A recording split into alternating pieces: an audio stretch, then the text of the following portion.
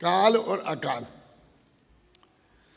अब हम ये कहते हैं कि अकाल, तो अकाल में ये काम अकाल से हुआ, अकाल में बोलते कि नहीं बोलते? तो मैंने अकाल मृत्यु के बारे में लिखा ना क्रमबद्ध पर्याय में, यदि आपने बारीकी से पढ़ा हो तो यही तो तर्क दिया है कि अकाल माने क्या। आप कहते हो समय के पहले, तो ये कौन सी परिभाषा से निकाले है, कौन से शब्द का प्रयोग है कि समय के पहले होता है अकाल माने? ये तो प्रयोग ही गलत है। तो माने इसमें काल द्रव्य कारण नहीं है, माने दूसरा द्रव्य कारण है, उसका नाम अकाल। अब समझ आएगा नहीं है? वो अकाल मृत्यु वाला प्रकरण है, उसे आप कभी पढ़ना ध्यान से। जैसे मैं ये कहता हूँ कि अभी एक आदमी यहाँ एक्सीडेंट से मर गया सड़क पे, तो वे कैसे मरा, कैसे मरा? तो हम बराबर कह देंगे एक्सीडेंट से मरा। एक्सीडेंट माने निमित्त, भाई है ना। अब एक आदमी यहाँ ऐसे ऐसे बैठे बैठे मर गया, तो कोई निमित्त ही नहीं है, कोई ट्रक ऊपर चढ़ा नहीं, कुछ हुआ नहीं, किसी ने मारा नहीं, किसी ने पीटा नहीं, कुछ नहीं है। तो हमको निमित्त भी नहीं दिख रहा और कारण हमें नहीं दिख रहे, तो हम ये कहते हैं भैया काल ही आ गया था। उसे तो हम अकाल कह रहे, क्योंकि वो निमित्त को दिख गया ना, इसलिए अकाल मृत्यु बोलते ना उसे। कि काल कारण नहीं था, समय के पहले नहीं, तुम्हें समय का मालूम था, समय उसका यही हो, वो यही नक्की हो, तो ये बात गलत है। माने वो मुख्य रूप से काल कारण दिखाई नहीं दिया, और यहाँ कहते भाई कैसे मर गया, मर गया, ऐसे मर गया। ये एक आदमी से पूछा किसी ने कि आपकी इतनी लंबी आयु हो, अभी तक आप जिंदा कैसे हैं, क्या?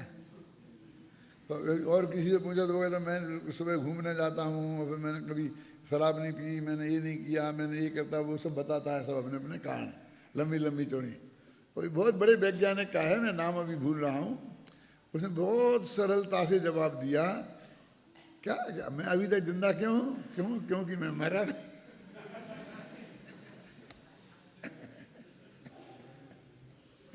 मर जाता तो जिंदा नहीं होता। क्या क्या कह रहे, लेकिन सही बात तो यही है ना।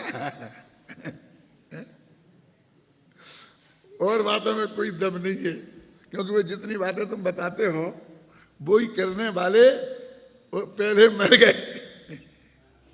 एक भी उसमें ऐसा कारण नहीं है कि जिससे वो कारण सही माना जाता हो। आप समझे ना, अकाल माने काल द्रव्य की के अलावा, और वहां पर काल माने काल नामक समवाय वहां प्रमुख नहीं है, बस इतनी सी बात है। पर हमारी यही आदत है कि हम पहले सोचते हैं डॉक्टर ने गलती कर दी, वो बाएं पैर चीरना था दाएं चीर दिया, फिर हमने पहले से ध्यान नहीं दिया, घी बहुत खाया, क्यों? और ऐसे ऐसे कोई ना कोई कारण हम खोज लेते हैं, और इसलिए अकाल में मर गए। वो कहते नहीं भाई, अकाल में तो आज कोई मरते नहीं, काल लफ्ज़ आए बिना तो कोई मरता नहीं है। तो वो अकाल माने काल के अलावा अन्य द्रव्य, जैसे जीव अजीब माने जीव के अलावा अन्य द्रव्य होता है ना,